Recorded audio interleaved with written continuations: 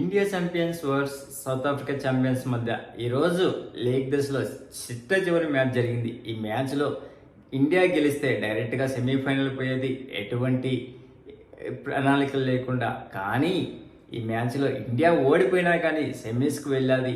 ఎలా వెళ్ళాదో ఇప్పుడు ఈ వీడియోలో తెలుసుకుందాం.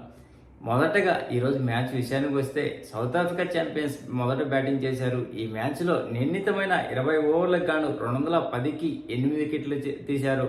అద్భుతమైన బ్యాటింగ్ పర్ఫార్మెన్స్ చేశారు.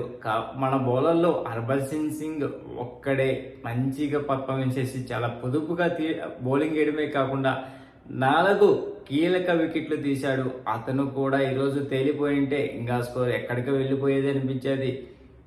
ఇంకా మ్యాచ్లో ఎవరు ఎన్ని చేశారంటే మెక్లారెన్ 13 బంతుల్లో 20 రన్స్ చేయడమే కాకుండా 2 4లు 1 6 బాదాడు. సిన్మ్యాన్ 43 బంతుల్లో 73 రన్స్ చేశాడు. అందులో 10 4లు 3 6లు ఉన్నవి. సాల్లీ ఎల్విన్ 8 బంతుల్లో 11 రన్స్ ఉన్నవి. అందులో 2 4లు ఉన్నవి.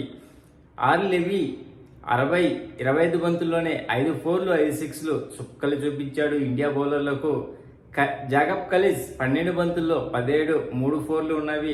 మిగతా బ్యాట్స్మెన్లు అంతా ఏమీ పర్ఫార్మెన్స్ ఇవ్వలేదు. ఇంకా మన ఇండియన్ బౌలర్లకు వస్తే హర్భజన్ సింగ్ 4 ఓవర్లకు గాను కేవలం 25 రన్స్ ఇవ్వడమే కాకుండా 4 కీలకమైన వికెట్లు తీశాడు.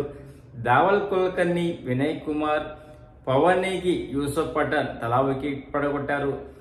భారీ లక్ష్యంతో బరిలో దిగినటువంటి ఇండియా బ్యాట్స్మెన్లు ఏ కోసైనా గెలుద్దామనే అది లేకుండా టెస్ట్ లాగా ఆడారు. మొదటిగా వికెట్లు పాయింట్ వేసుకోవడంలో చాలా ముందున్నారు. అట్లా వచ్చామా ప్యాడ్లు కట్టుకున్నంతసేపు కూడా మొదటి టాప్ ఆర్డర్ అండ్ మిడిల్ ఆర్డర్లో పఠాన్ బ్రదర్స్ తప్పితే మిగతా వాళ్ళు ఎవరంత బాధ్యతాయుతమైన ఇన్నింగ్స్ ఆడలేదు. రైనా ఆడుతున్నాడంటే ఒకప్పుడు ఖచ్చితంగా గెలుస్తుంది అనే తీరు నుంచి ఈరోజు టెస్ట్ మ్యాచ్ ఆడాడా అనే ఫీలింగ్ వచ్చింది. ఊతప్ప 10 బంతుల్లో 23 కొద్దిసేపు ఉన్నంతసేపు బాగా ఆడాడు. అందులో 5 4లు బాదాడు. ఓజా 7 బంతుల్లో 5 రన్స్ మాత్రమే చేశాడు. 5 కూడా ఒక 4 వల్ల వచ్చినది. సురేష్ రైనా 24 బంతులకు గాను 21 ఇచ్చాడు. అందులో ఒక 6 ఉన్నది.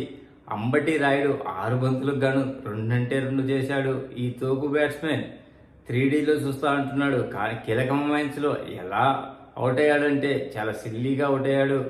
అలాగే కెప్టెన్ యువరాజ్ కూడా దారుణమైన పర్ఫార్మెన్స్ ఇచ్చాడు. 5 బంతులకు గాను 5 రన్స్ మాత్రమే చేశాడు. యూసఫ్ పఠాన్ 44 బంతులకు గాను 54 రన్స్ చేశాడు. బ్యాక్ టు బ్యాక్ 2 హాఫ్ సెంచరీలు చేసి ఇండియాకు వరంలాగా నిలబడ్డారు. అలాగే ఇర్ఫాన్ పఠాన్ 21 బంతులకు గాను 35 రన్స్ చేశాడు. అందులో 4 4లు 1 6 ఉంది.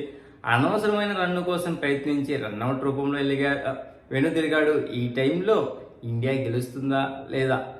ఆల్రెడీ మ్యాచ్ అయిపోయింది, మనకు ఓడిపోతుందని తెలుసు. కాకపోతే 153 కొడితే అట్లీస్ట్ సెమీస్కి వెళ్తుంది, 4th ప్లేస్ అదే 168 రన్స్ కొట్టింటే 3rd ప్లేస్ ఉండేది నెట్ రన్ రేట్ ప్రకారం. కానీ మన వాళ్ళు 152 చివరి బంతికి 1 తీయాలి. ఆ టైంలో Yusuf Pathan boundary బాదుతాడు.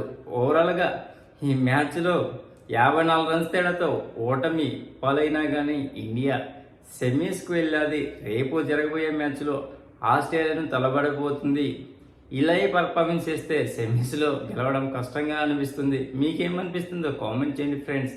Please friends, like చెప్తే లైక్ చేయండి, కొత్తగా వచ్చిన వాళ్ళు సబ్స్క్రైబ్ చేయండి. Thank you. Signing off your Mahindra.